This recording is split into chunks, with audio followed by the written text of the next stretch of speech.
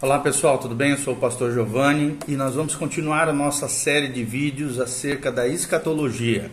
A escatologia que nada mais é do que a doutrina que estuda acerca das últimas coisas, dos eventos proféticos que ainda hão de vir. Nós estávamos no nosso vídeo anterior falando sobre Israel na tribulação.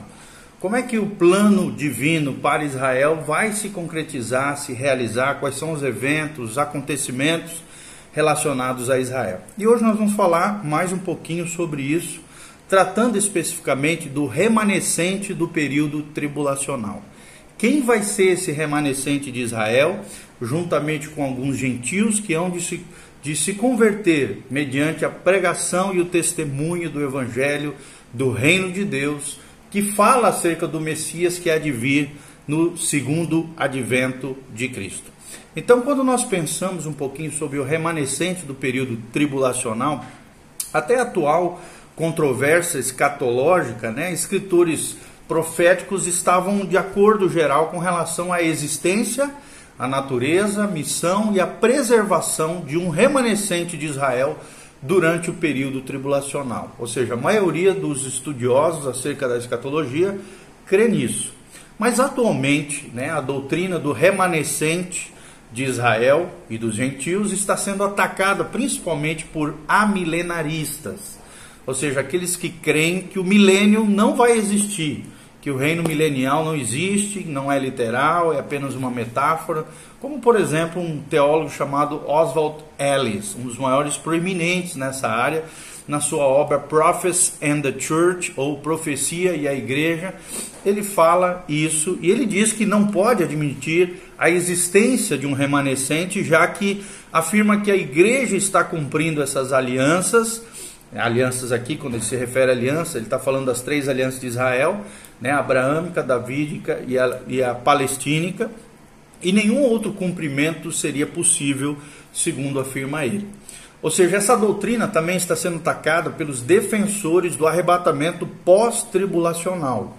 Quando eu falo pós-tribulacional, para quem ainda não viu os vídeos anteriores, são aqueles que acreditam que a igreja vai passar pela tribulação e que o arrebatamento vai acontecer praticamente simultâneo à segunda vinda, e eles acreditam ou que a segunda vinda e o arrebatamento são eventos similares, iguais, ou então um vai acontecer juntamente com o outro por questão de pouquíssimo tempo, praticamente junto, por isso pós-tribulacional, após o período tribulacional. Entre eles, seus proeminentes teólogos, existe Alexander Rees, na sua obra The Approaching Advent of Christ, ou Aproximando da Vinda de Cristo, traduzindo para o português. Eles não podem admitir aqui, dentro desse conceito, a existência também de um remanescente de Israel, pois afirmam que a igreja passará pela tribulação para ser o remanescente que dá testemunho de Cristo, segundo eles. Esse ponto de vista não é o que nós cremos, mas é o que eles falam, embora por razões diferentes. Os amilenaristas e os defensores do arrebatamento pós-tribulacional estão dando aqui mãos dadas ao atacar essa doutrina, que é a doutrina do remanescente fiel de Israel. A primeira coisa que nós gostaríamos de destacar é o caráter indispensável do remanescente. Ou seja, quando nós falamos sobre o caráter indispensável do remanescente aqui de Israel, nós estamos falando da existência de um remanescente nos últimos dias, e que esses últimos dias desse remanescente está ligada inseparavelmente das alianças de Deus com a nação de Israel, já que essas alianças são incondicionais e sua própria natureza exige a existência de um remanescente fiel aqui ao qual e por meio do qual elas possam ser cumpridas, que para nós, os pré-tribulacionistas e até os mesotribulacionistas acreditam que vai se concretizar no milênio de Cristo ou no reino milenial. Outra coisa muito importante nós entendemos é a aliança. Que alianças nós estamos falando? Resumidamente, nós vamos falar cada uma delas. Primeiro é a aliança abraâmica, ou seja, a aliança feita por Deus com Abraão é básica para toda a questão profética e escatológica. Ou seja, incondicionalmente ela foi afirmada e confirmada por Deus em vários episódios, mas principalmente em Gênesis capítulo 2, Gênesis 13, Gênesis 15, Gênesis 17, Gênesis 22 fala sobre essa aliança, e ela contém promessas divinas de dar a Abraão e os seus descendentes, obviamente, uma terra, uma descendência e uma bênção peculiar, que seriam universais e seriam eternas. Ou seja, essa aliança, então, requer um remanescente para ser a descendência prometida de Abraão e ocupe essa descendência a terra e receba a bênção prometida a Abraão. A segunda aliança que nós estamos mencionando é a aliança palestina ou palestínica, que significa a aliança estabelecida por Deus lá em Deuteronômio 30, de 1 a 9, saído aqui, né, da boca de Moisés. Jeremias 32 também menciona ela, Ezequiel 11 e Ezequiel 36. Dá aqui um embasamento escriturístico e fundamental sobre o qual Israel ocupará a terra dada a descendência de Abraão na aliança abraâmica, ou seja, ela torna imperativa a existência também de um remanescente para receber a promessa da terra. Terceira aliança que nós mencionamos é a aliança davídica, ou seja, essa aliança especificamente, também incondicional, declarada por Deus em 2 Samuel capítulo 7, Jeremias 33 e Salmo 89, promete um rei e um reino e um trono à descendência de Abraão, ou seja, ela promete um reino eterno, terreno, sobre o qual o filho descendente de Davi reinaria. E aqui nós sabemos que é Cristo, que é o descendente, é a raiz da tribo de Davi.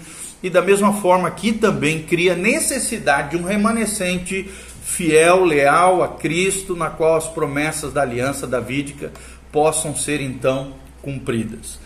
A última aliança é a nova aliança, é a aliança da nossa dispensação, a era da igreja, dispensação da graça, que é a quarta aliança, declarada também incondicional por Deus a Israel. Também tem promessas da nova aliança a Israel. Está lá em Jeremias 31, Ezequiel 16, Isaías 59, Oséias capítulo 2, promete a restauração de Israel como nação, e o perdão dos pecados, a purificação do coração, e a implantação de um coração novo com base na regeneração, ou seja, no novo nascimento que acontece mediante a fé e a operação do Espírito Santo nos corações. Então, para que essas promessas sejam cumpridas, e elas são necessárias antes, né, que as promessas contidas nas outras alianças possam ser plenamente realizadas, também deve existir um remanescente da nação com o qual Deus possa cumprir a sua palavra, ou seja, um remanescente fiel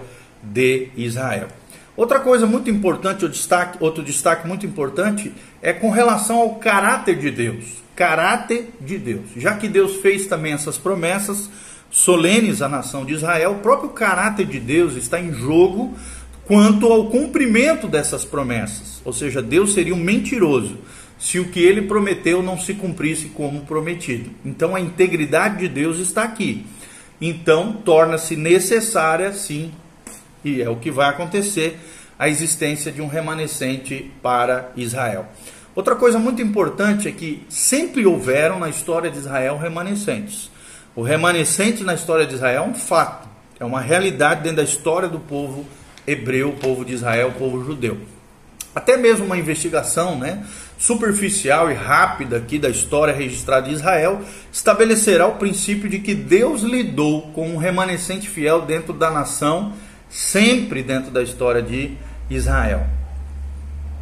Por exemplo, Josué e Caleb em Números 13, Débora e Baraque lá em Juízes 4, Gideão, né, o grande juiz Gideão em Juízes 7, Sansão em Juízes 13 a 17, Samuel também em 1 Samuel capítulo 2, e os levitas na época de Jeroboão, o rei Jeroboão, 2 Crônicas 11, e Asa também, do rei Asa, também os levitas na época do rei Asa, de 2 Crônicas 15.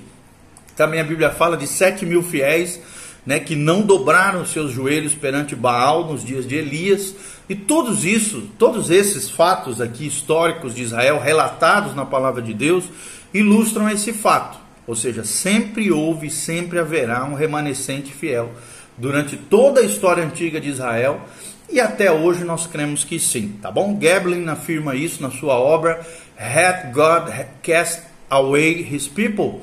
Será que Deus lançou fora o seu povo? Traduzindo para o português, Arno Gablin diz o seguinte: o Senhor tinha um remanescente, um representante fiel entre o seu povo, mesmo durante a sua grande apostasia. Essa é a ideia e o argumento aqui. A apostasia de Israel jamais é completa apostasia. O Senhor sempre tem um remanescente fiel a Ele e as alianças estabelecidas com o seu povo. Ou seja, Deus preservou, aqui pensando um pouquinho dentro do que fala Geblen, é que Deus sempre preservou para si um remanescente fiel de Israel, um remanescente crente, como testemunha nas épocas de apostasia, perseguição e indiferente. O outro exemplo é o remanescente no meio dos profetas, né? Ou seja, seria impossível, claro, citar todas as referências aos remanescentes nos livros proféticos, mas algumas passagens serão mencionadas aqui para que nós possamos mostrar para você, caro ouvinte desse vídeo tão importante, escatológico, profético, a importância desse assunto na revelação profética. Que assunto é esse? O remanescente fiel de Israel. Isaías fala dele em Isaías capítulo 1, Isaías capítulo 4, Isaías capítulo 6, em vários trechos de Isaías, capítulos inteiros são dedicados a esse tema por Isaías. Jeremias também menciona isso em passagens como o capítulo 15, o capítulo 33, o capítulo 44. Existem passagens inteiras do capítulo 30 a 33 que estão baseados na existência de um remanescente fiel de Israel. Ezequiel também menciona esse assunto, capítulo 14, capítulo 37, o tema aparece novamente em outros profetas, como Oséias, capítulo 3, Amós 9, Zacarias, capítulo 13, Malaquias, capítulo 3, tudo isso são referências escriturísticas, bíblicas do Antigo Testamento, que justificam a conclusão de Darby, aqui, um grande teólogo também, escatologista, que diz assim: examinei em detalhes essas profecias para que o leitor possa ver claramente que a doutrina de um remanescente judeu, ou seja, um remanescente santo e que espera em Jeová antes de seu aparecimento para libertá-los e cuja santidade e confiança pertence a ele. Então não é uma questão de especulação, nem da interpretação de algum texto difícil ou obscuro, mas do testemunho claro, consistente, impressionante, proeminente do Espírito de Deus ao longo da palavra de Deus. Então o leitor deve consultar, né, todos esses capítulos que nós mencionamos, para que você possa tratar esse assunto de maneira mais profunda, que sim, existe um remanescente fiel de Israel. Onde é que aparece, outro destaque que nós queremos dar com relação ao remanescente fiel?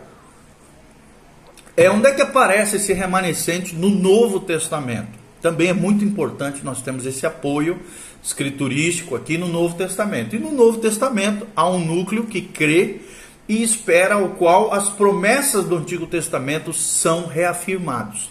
Tal núcleo se compunha, por exemplo, de Zacarias, de Isabel, mencionados em Lucas capítulo 1, João Batista cria nisso também, Lucas 3 menciona isso, Maria e José, os pais de Jesus, Lucas 1, Mateus 2, Simeão também é mencionado em Lucas 2, e os discípulos de Jesus também são fatos que creem nesse remanescente fiel de Israel. Eles constituem um remanescente dentro do remanescente de Israel, ou seja, um grupo de crentes dentro da nação preservada de Israel. E o ministério terreno do Senhor, desde a época de sua apresentação por João até a sua rejeição pela nação, né, relatada aqui, como nós mencionamos, foi confirmado somente aquela nação.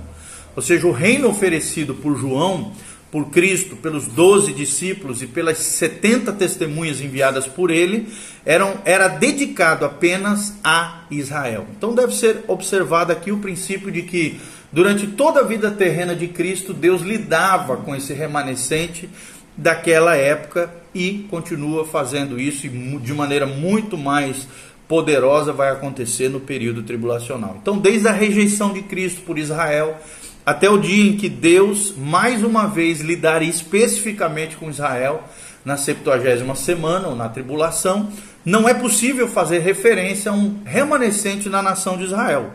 No corpo de Cristo desaparecem todas as distinções nacionais.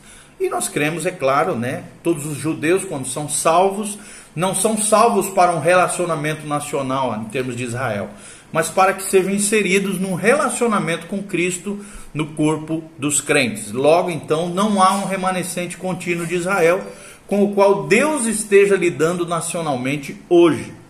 Mas com base nas palavras de Paulo em Romanos 11:5, nós podemos afirmar que assim, pois, também agora, no tempo de hoje, sobrevive um remanescente segundo a eleição da graça, é o que fala Paulo em Romanos hoje. Ou seja, alguns sustentam que a igreja se torna o remanescente, será a testemunha na qual e por meio da qual as promessas de Deus são cumpridas para um Israel que eles chamam de Israel espiritual.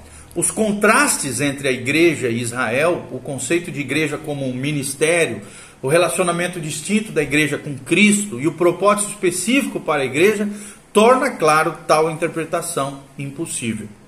A expectativa do Novo Testamento, então, é que, conforme as palavras de Geblen, e é muito importante a gente refletir e pensar sobre isso, é que ainda haverá um remanescente judeu, uma testemunha forte e poderosa, um grupo de pessoas, de que Deus não abandonou o seu povo. E esse futuro remanescente de hebreus, crentes, será chamado logo que a igreja estiver completa e for arrebatada da terra. Esse remanescente a ser chamado pela graça corresponde ao remanescente no começo desta era. Onde é que também nós podemos encontrar, é outro destaque que nós queremos dar aqui, o remanescente no Apocalipse. Paulo declara lá em Romanos capítulo 11:25, que a cegueira de Israel é uma cegueira temporária, dentro desse parênteses chamado dispensação da graça ou era da igreja. O remanescente do Apocalipse, que Paulo declara aqui, por exemplo, em Romanos 11:25, ele fala da nação estar cega agora, e Deus não pode ter um remanescente dentro da nação com a qual as alianças serão cumpridas. Romanos 11:26 e 27 afirma o seguinte, olha o que diz Paulo aqui: e assim todo Israel será salvo, como está escrito, virá de Sião o libertador, e ele apartará de Jacó as impiedades, e esta é a minha aliança com eles, quando eu tirar os seus pecados. Ou seja, Paulo disse anteriormente em Romanos 9, versículo 6, que Deus não considera toda a descendência física de Abraão como descendentes, mas que as promessas são para os que estão na fé em Cristo Jesus.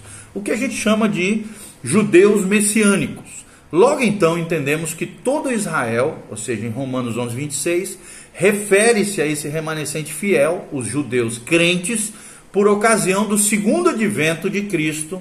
Ou seja, o livro profético do Novo Testamento apresenta um desenvolvimento e uma conclusão ao ensino sobre o remanescente dentro do Novo Testamento. Em primeiro lugar, nós vemos a existência desse remanescente quando Satanás é expulso do céu lá em Apocalipse 12:13. Ele deseja derramar a sua vingança sobre o grupo com quem Deus está tratando especificamente. Que grupo é esse? Israel. Já que a igreja já não está na terra, foi arrebatada, ele ataca então a nação de Israel, o Israel fiel, o remanescente fiel. Então torna-se necessário que essa nação reunida de volta na terra da Palestina, aqui em Jerusalém, Israel, físico ali, o Estado de Israel, moderno hoje, mas ainda em parte incrédula, conforme Ezequiel 37 hoje. E essa parte fiel fuja para escapar do ataque de Satanás, conforme Apocalipse 12. Logo então vemos que tal remanescente realmente existe no período tribulacional, é um fato relatado aqui em Apocalipse, e esse é o remanescente que Deus está preparando para o cumprimento de todas as alianças e promessas de Israel no reino milenial. O status desse remanescente, como é que é? É outro destaque que nós queremos dar. Ou seja, como é que é o status desse remanescente fiel? Quando a nação de Israel for trazida de volta à terra após o arrebatamento da igreja, com base na aliança realizada pelo líder do Império Romano, revivido aqui, de Daniel 9:27, ainda uma boa parte está descrente, mas Deus, no entanto, está sem dúvida disposto a trazê-la à salvação, a nação de Israel. Então toda a 70ª semana de Daniel é um período de preparação para a vinda do rei, do Messias Hamashia, do Jesus o Messias, no seu segundo advento. O evangelho do reino exige arrependimento e está sendo pregado no período tribulacional. Há uma recepção dessa mensagem por parte de vários judeus, mas também de uma multidão de gentios. E Deus usa muitos meios diferentes para trazer todo Israel à salvação durante a 70ª semana. A palavra de Deus está disponível e pode ser usada para que aqueles judeus que estão famintos e sedentos a examinem e cheguem ao conhecimento de Cristo. O Espírito Santo, mesmo não habitando, como um templo na vida do crente, ele se faz presente nessa era como fazia no Antigo Testamento. Estará, entanto, ativo e fará um trabalho de convicção e de iluminação, conforme acontecia no Antigo Testamento. Sinais serão dados para mostrar a Israel o conhecimento de Jeová. E um desses sinais é a destruição do rei do norte, conforme Ezequiel 39, 21 a 29. Haverá também o ministério dos 144 mil selados de Israel, conforme Apocalipse 7, e o ministério das 2 testemunhas de Apocalipse 11. Tudo com a intenção de levar a nação ao arrependimento e à salvação. O derramamento da ira de Deus é apresentado como um processo que tem por finalidade conduzir homens ao arrependimento, conforme Apocalipse 16, 9 e 10, e embora a maioria não se arrependa, alguns poderão sim voltar-se a Jeová por meio desses sinais. Então conclui-se aqui com tudo isso, que a nação não salva no começo da tribulação, recebe uma multidão de testemunhas de vários tipos. Alguns indivíduos experimentam então a salvação durante esse período tribulacional, e a nação será salva finalmente no segundo advento de Cristo, conforme Romanos 11, 26 e 27, e o fato de que os irmãos mencionados em Apocalipse 12, 10 e 11 vencem então pelo sangue do Cordeiro e pela palavra do seu testemunho, indica que muitos serão salvos durante o período tribulacional. Então continue conosco, nós vamos continuar falando um pouquinho mais sobre isso. Que Deus te abençoe, em nome de Jesus, amém e amém. Siga nas redes sociais, apertando no link abaixo, dê um joinha e compartilhe com outras pessoas.